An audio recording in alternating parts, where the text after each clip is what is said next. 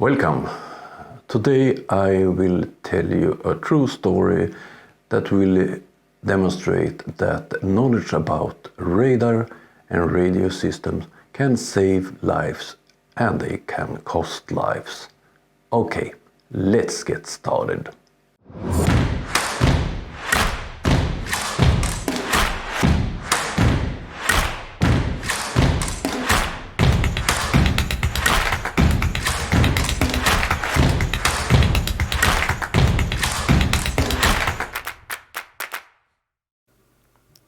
First of all, I want to thank all my members, patrons, donors and subscribers. Without you, it wouldn't be a channel. So big thank you to all of you. If you listen to Taboo Conspiracy, Sleeping Warrior, Level Earth Observer, Nathan Oakley, Mark Sargent and so on, they don't believe in a horizon. And as I mentioned many times, radar and radio systems also have a horizon. This time I will tell you a true story from my life that proves that the knowledge about those horizons can save life or can take lives. Okay, let's start. This story began one night at 12:30 when my pager woke me up. And then they who triggered that was the Marine Rescue Coordination Center. From now I will call them MRCC. So I woke me up and I gave them a call and they told me that we needed to go out with a boat immediately because a person was missing and was in immediately danger. So I jumped in my car and drove fast through the town. The rest of my crew arrived almost at the same time as me, and I called MRCC again and said we're starting the boat now and going out. I using the VHF radio, and they asked me, can you please give me a call when you are on your way, because this is a bit sensitive. So we started up. The two V8 engines left the dock and I immediately gave full throttle and 1050 horsepower pushed the 16 meters long boat up to about 40 knots. I called up the MRCC and they told me that it was a young man who was desperate. His fiancée had left him and he was planning to take his own life. After some research from the police, they found out that his boat was missing. At that time, a rescue helicopter passed me on a low altitude and high speed.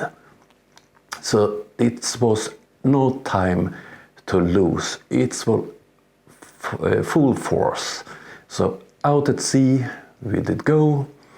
After a while we received a message that the young man had sent a SMS to his fiancée telling that he was saying goodbye, and then we had something to go on. They triangulate his mobile phone using the telephone company he was a customer on and did get a location a good bit out at sea.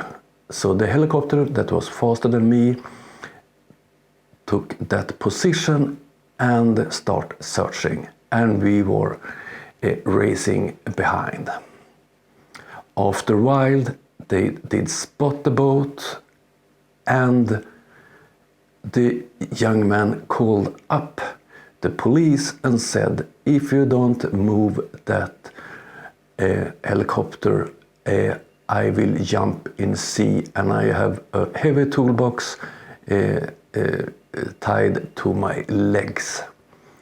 So they drew back the helicopter so he didn't see it, and we had a discussion, and we decided that we would shadow him with our boat, so in a distance where we could see him on our radar.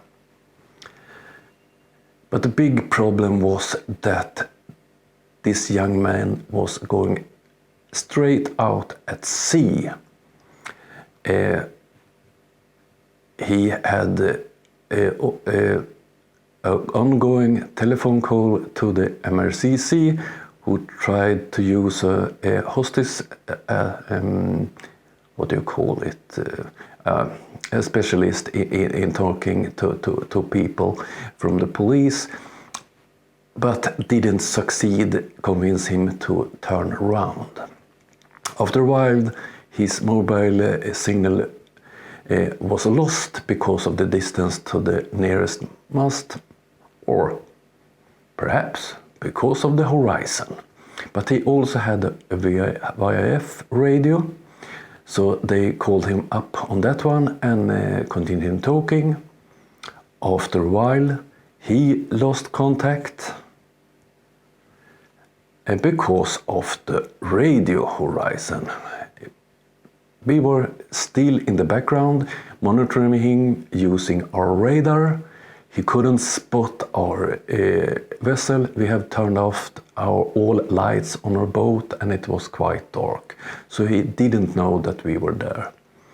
But soon we also lost our mobile coverage and was soon to lose our connection with our VHF radio. So we decided that the helicopter would go higher up so it could relay our signals, also because of the horizon. So after some time, I called this young man up using our VHF radio because we were so close, so we didn't have a horizon making problem for the reach, so we could talk to him. So out there at sea, I did the talk to him, and after a while he accepted that we was 100 meters behind him, and he told us that he wouldn't give up, but he enjoyed to have some company out there at sea.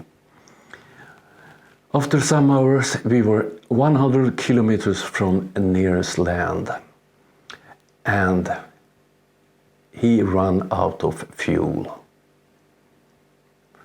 So then he accepted that we could tow him to land, but he wouldn't go into our boat. So one of my crew was sitting back in our boat, monitoring him all the time when we tow him to land. 9 in the morning, we were back at dry land, and he was welcomed back by his family. This night, me, my crew, the helicopter crew, and the people at MRCC saved a life. And one important thing in this rescue mission was knowing the limitations of our equipment. This is a true story from real life. Okay, I will have a look at a professional radar. It's not a military radar, but something used on civilian ships. And in some weeks' time, I will be back with telling you about military equipment, and that they also take the horizon into account.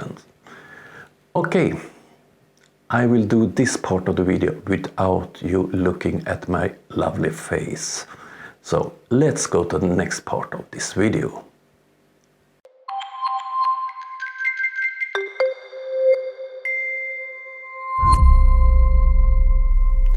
Okay, FURUNO is one of the bigger brands when it comes to radar equipment. I choose to look at a model called 2127, and it's a professional radar, mid-range in price. It costs about $20,000 to $25,000 depending on what antenna you use and what screens you use. But do this one proves anything about the shape of the Earth and if we have a horizon? If we look at the manual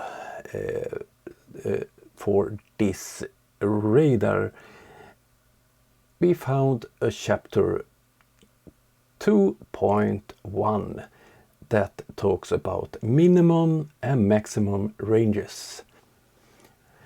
The maximum detection range of radar, or max, varies considerably depending on several factors such as the height of the antennas above the waterline, the height of the target above sea, the size, the shape and material of the target, and atmospheric conditions.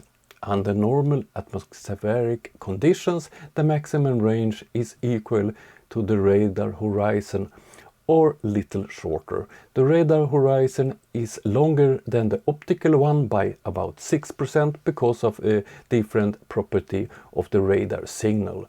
The R max is given in the following equation.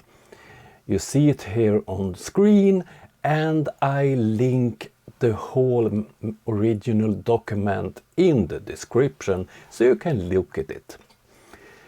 Okay, so how do I know this is true? Because in professional use with radars you can mix the radar image with the charts you have in your digital maps.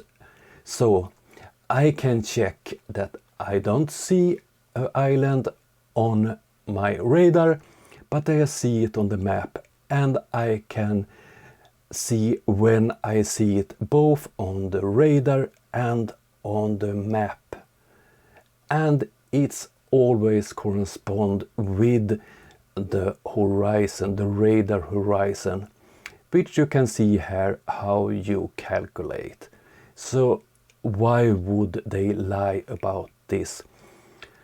The only reason that fools like Taboo Conspiracy, Nathan Oakley, Level Earth Observer and the rest of the gang thinks that this is lies is that they never used a real radar system.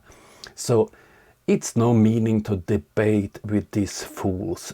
They haven't tested by themselves, and things they haven't tested by themselves, they are not true. Oh dear, what a fools.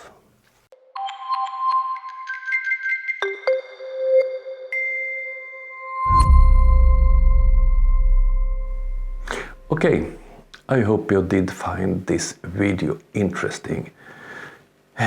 It's make me really mad when fools like Taboo Conspiracy thinks he knows how radio system works, when Sleeping Warrior tells me that I don't know how a radar works and that we don't have a radar horizon.